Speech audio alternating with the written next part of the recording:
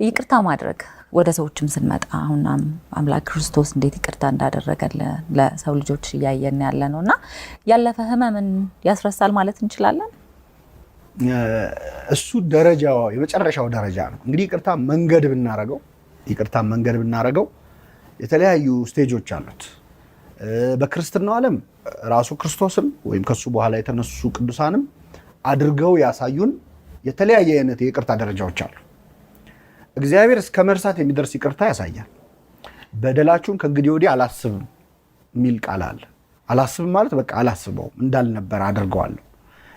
ኃጢአታችሁ እንደ ደም ብትቀላ እንደ ባዘቶ ትጠራለች ይላል። እንደ ጥጥ እንደ ደም ቀይነት ለደም የራሱ የባህሪው ነውና እንደ ደም ያህል ቀይ የሆነውን እንደ ጥጥ ያህል ነጭ አደርገዋለሁ እንዳልነበር በድሎ እንደማያውቅ ማድረግ ይችላል እግዚአብሔር ይቅርታ ሲያደርግ ብሎ ተናግሯል። ሰው ፍርድ ቤት እንኳን እኮ በነፃ ቢለቀቅ ፋይል ይደረጋል አይደል? ሌላ ቀን ሲመጣ ድሮም ለቀነው ነው እንጂ ተብሎ ይመዘዛል። ምናልባት ከዚህ በፊት ያጠፋው ጥፋት የሰራው ታረጉብናላችሁ። እግዚአብሔር ግን ያለ ፋይል ነው ይቅር የሚለው።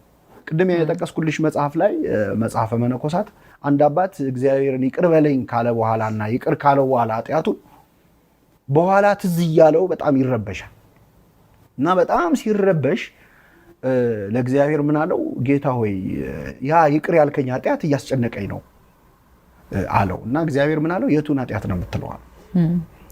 ረስቼልሃለሁ ማለት ነው። እና ይሄን ማድረግ ይችላል። አንዱ መንገድ የመጨረሻው አላስብም ድረስ ማለት ነው። ፎርጊቭ እና ፎርጌት የሚባለው እዛ ድረስ እግዚአብሔር መሄድ ይችላል። እሱን አሳይቶናል። ከዛም በላይ በነገራችን ላይ ከመርሳትም በላይ ደግሞ ተበድሎ መካስ ቅድም ያነሳሁት እሱ ደግሞ ሌላ ስቴጅ ነው። ለበደሉሽ መልካም ማድረግ በሰማይ ያለ አባታችሁን እንድትመስሉ ጠላቶቻችሁን ውደዱ ይልና እሱ ለጠላቶቹ ዝናብ ያዘንባል ይላል። እግዚአብሔርን የሚጠሉ ሰዎች ዝናብ ይዘንብላቸዋል፣ ፀሐይ ይወጣላቸዋል። ያም ሌላው ትሩፋት ነው። በጣም ብዙ ርቀት ስትሄጂ ነው። ያም ባይሆን ግን ወረድ እያለ ደግሞ ሲመጣ ይቅርታ ያደረግንለት እንግዲህ ሜሞሪም ማጥፋት አይቻልም፣ ግን ቢያንስ ሪያክት አለማድረግ በዛ ደረጃ አለመበቀል ቆይቶ አለማስታወስ። አሁን አንዳንዴ ሰው ይቅርታ አድርጎ ሲቆይ ረሳውን ለመሰለ ይላል አይደል?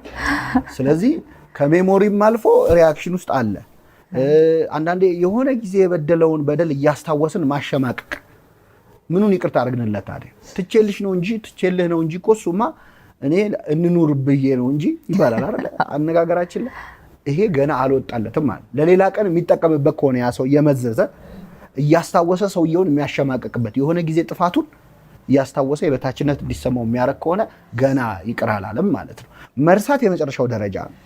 ሪያክት አለማድረግ አለ። ያንን ይዞ ብታስታውሰው ነገሩን ደጋግሞ አለማንሳት፣ አለዚያ መተው ስለሆነ ማለት ነው። እሱም አለ። ያንን አለመበቀልም ራሱ ጠብቆ አየህ አይደል እንዲህ ነበር እኔም የተሰማኝ አይነት ስሜት እና ይሄ እንግዲህ በክርስትናው ዓለም ሁሉንም ደረጃ አንድ ሰው እርሳ ድረስ ልናደርሰው አንችልም። ሌላው ግን እንደ ድካማችን ደግሞ እግዚአብሔር የተወልን ነገር አለ። ለምሳሌ ወንድም ቢበድልህ አንተና እሱ ሆናችሁ አናግረው። ከዛ አልሰማ ካለ ሌላ አንድ ሰው ጨምር። አልሰማ ካለ ለቤተክርስቲያን ንገራት። አባቶችን የቤተክርስቲያን ሰው አድርገህ ንገረው። ከዛ በኋላ እንደ ቀራጭውን ልትወው ይላል። ከሱ መለየት ትችላለህ ይላል። ይሄ ደግሞ ምን አይነት ነው? አቅማችንን አይቶ ነው። ይሄ ብቻ አይደለም ህጉ። ቅድም እንዳልኩሽ እስከ መርሳት ይደርሳል። ያ ካቃተኝ ግን ወይም እየተበደልኩ መካስ ማድረግ ወይ ለበደለኝ ሰው ጥሩ ማድረግ ካቃተኝ ቢያንስ አቅሜ እንደፈቀደ ደግሞ የተዘጋጁልኝ አሉ ኦፕሽኖች አሉ። እሱ ምንድነው? አናግረው ያንን ሰው መጀመሪያ አንተና እሱ ብቻችሁን ሆናችሁ አናግረው። አልሰማ ካለ ሌላ ሰው ጨምር። ብዙ ጊዜ እኛ ሀገር ተገልብጧል ሪቨርሱ። መጀመሪያ የሆነ ሰው ሲያስቀይመ ለሀገር እናወራለን። ከዛ እናንተ ሰዎች አውሩ ቁጭ ብላችሁ ተብሎ በሽማግሌ ነው የምናወራው። ግን ወንጌሉ የሚለው መጀመሪያ አንተና እሱ አናግረው። ብዙ ጊዜ እኛ ነገሮች በጣም የሚጋነኑ ታይተሽ ከሆነ ሰዎች ቃል በቃል ቁጭ ብለው ማውራት የሚችሉትን ነገር ሲያብላሉት ኮንቴምፕሌት ሲያደርጉት ዓመት 2 ዓመት ይፈጃል። በትክክል ፔኑም ደግሞ አብሮ ያድጋል። ከዛ በኋላ መለየት የማይችሉት ቂም ይኖራል። ይቅርታ እኔ ለሱ አሁን አንዳንድ ሰዎች በይቅርታ ኮንሰፕት በጣም ይስማማሉ። የሆነ ሰውን በተመለከተ ግን እሱን እንዳታመጣብኛል። እግዚአብሔር ደግሞ እያለ ያለው እሱን ሰውዬ ነው ስፔሲፊካሊ እንጂ እሱማ መንገድ ላይ ስትሄድ የገጨህን ሰው ይቅርታ እሱማ ማንም ያደርገዋል። የመጨረሻው ሰው አለ አይደል? በተለይ በዚህ በሕማማት ሳምንት ልንለው የሚገባው ምንድን ነው?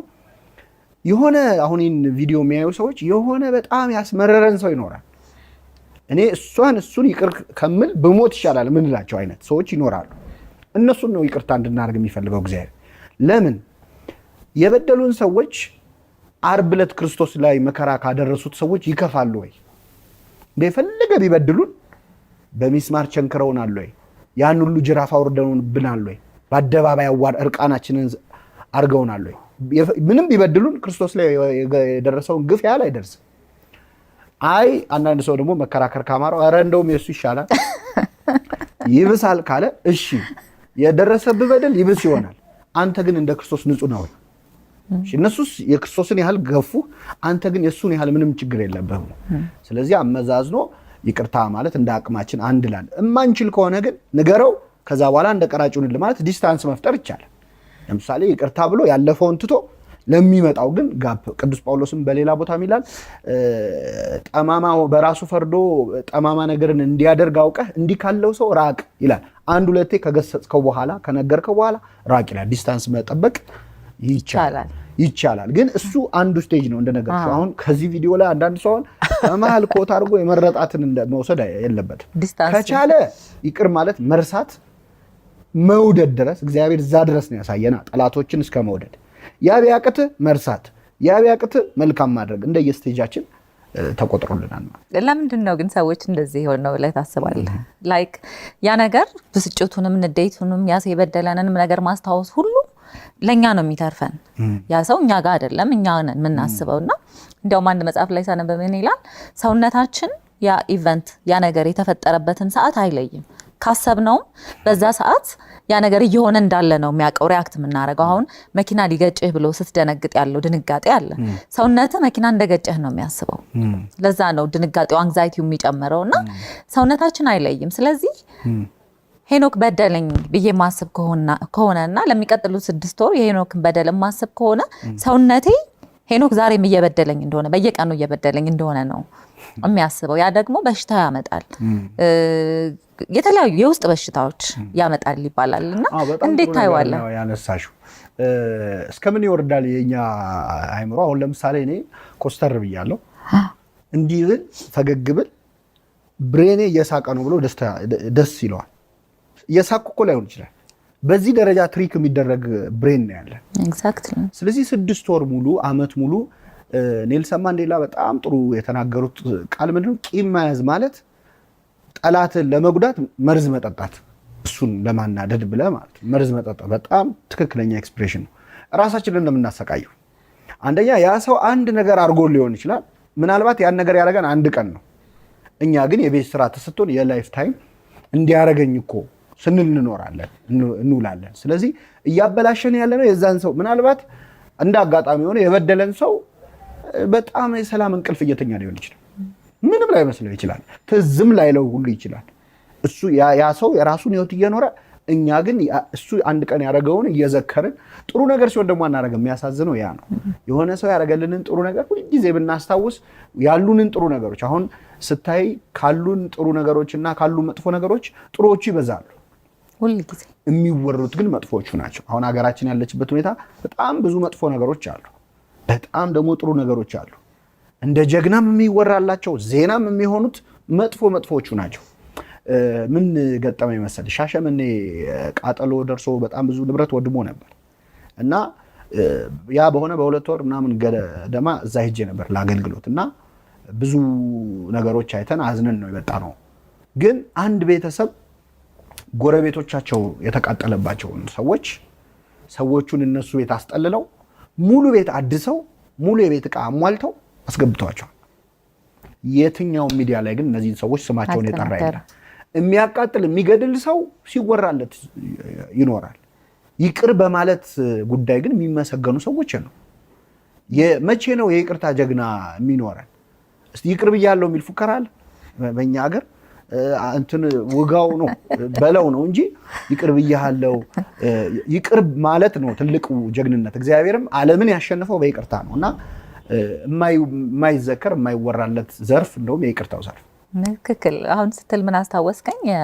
መጥፎ ዜናዎች የትኛውም ዓለም ላይ ኢትዮጵያ ውስጥ ብቻ ሳይሆን ዓለም ላይ ትላልቅ ሚዲያዎች እነ CNN እነ BBC እና አልጀዚራ የምንላቸው በሙሉ ካየህ የሚያስተላልፉት ረሃቡን፣ ጦርነቱን የተለያዩ እሳት አደጋውን የመሳሰሉትን ነው። እና ምንድነው ይላል አንድ መጽሐፍ ላይ ኤኒወርዝ የሚል መጽሐፍ ላይ ሳነብ ኤካርት ቶለ ይባላል ራይተሩ። እና ምን ይላል ሰዎች ፔን ባዲ አላቸው ከልጅነታቸው ይዘው የመጡት ይሁን ሲያድጉ የገጠመ ነገር ብቻ ሼፕ የምንደረግበት የለመድነው ነገር አለ። እና ኢቭን ፊልም የምናየው የጦርነት ፊልም እና ፊልሙንም የሚሰሩት ወይም ዜናውንም የሚያዘጋጁት ሰዎች ፔን ባዲ ያለባቸው ሰዎች ናቸው።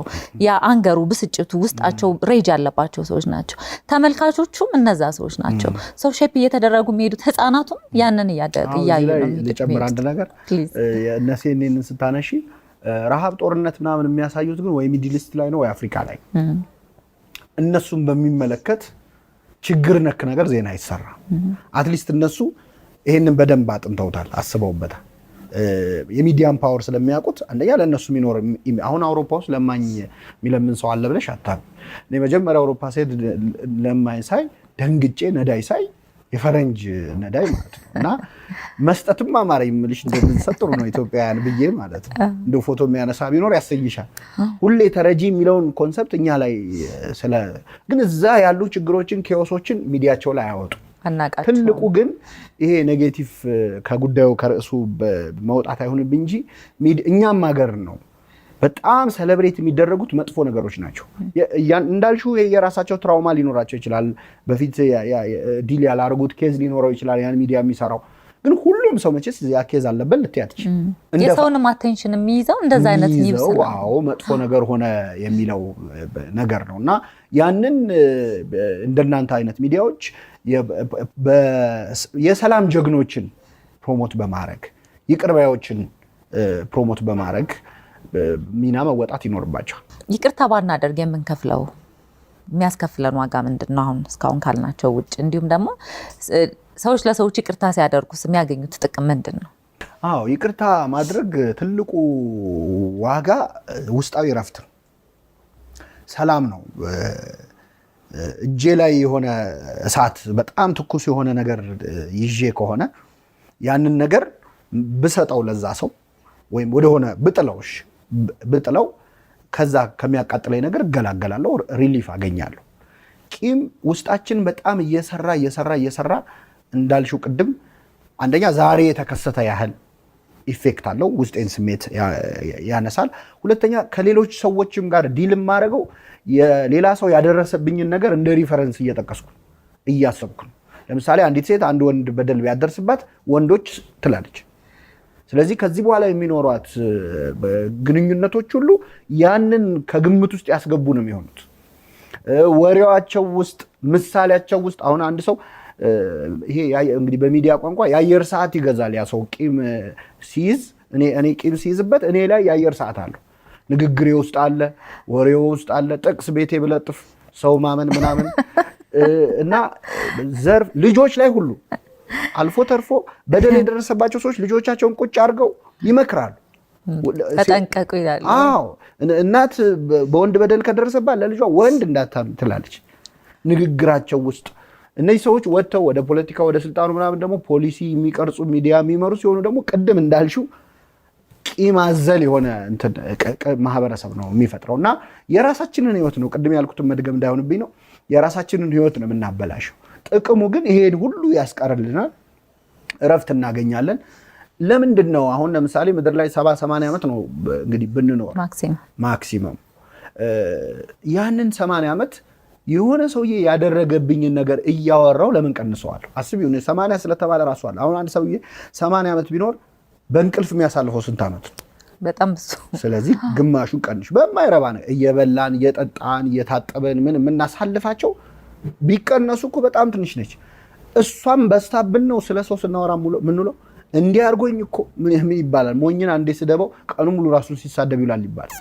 እንዲያለኝ እኮ እያለ።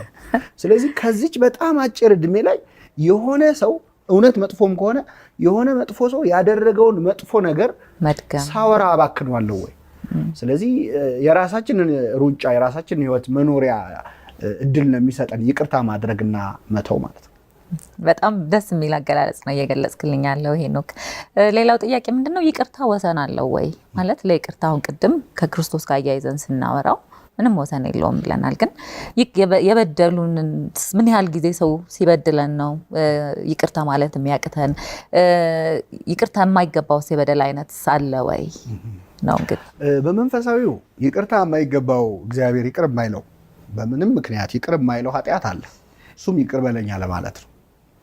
አንድ ሰው ይቅር በለኝ ሳይል በግድ እግዚአብሔር ፍሪ ዊልን ስለማይነካ የሰውን ነፃ ፈቃድ ስለማይነካ በግድ ይቅር አይልም።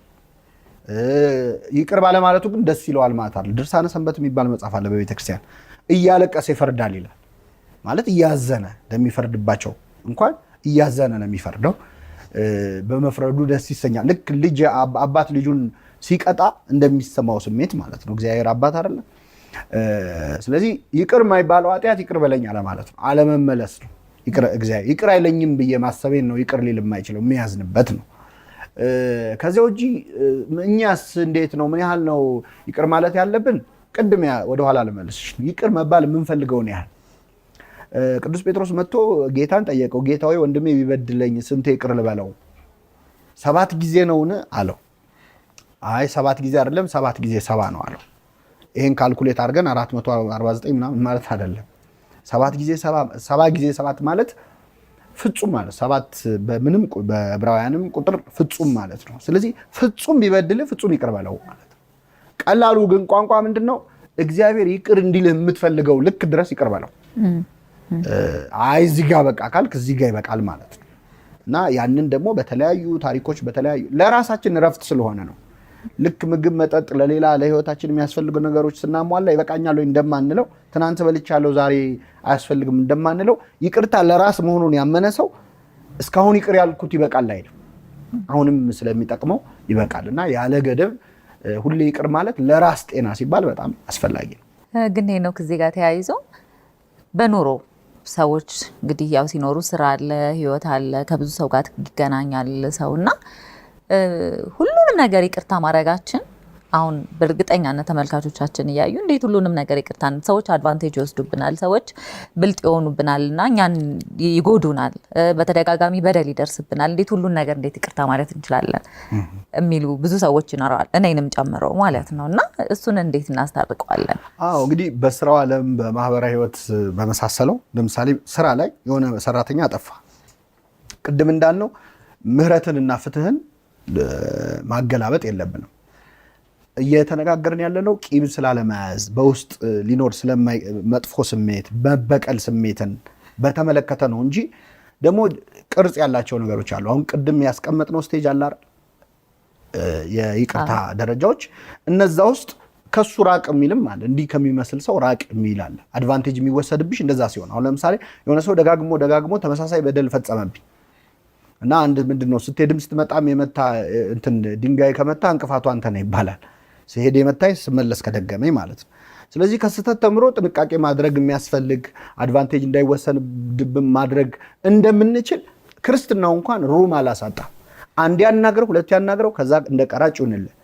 ሁለቴ ደጋግመህ ከገሰጽከው በኋላ ከዚህ ከሚመስል ሰው ራቅ ይላል።